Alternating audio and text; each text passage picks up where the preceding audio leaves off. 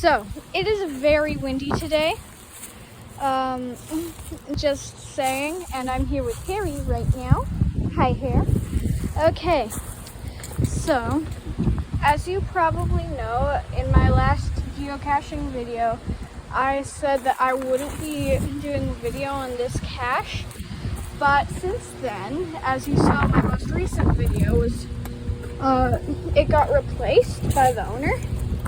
And so now I will do that video because I like to do geocaching videos. Anyway, there it is.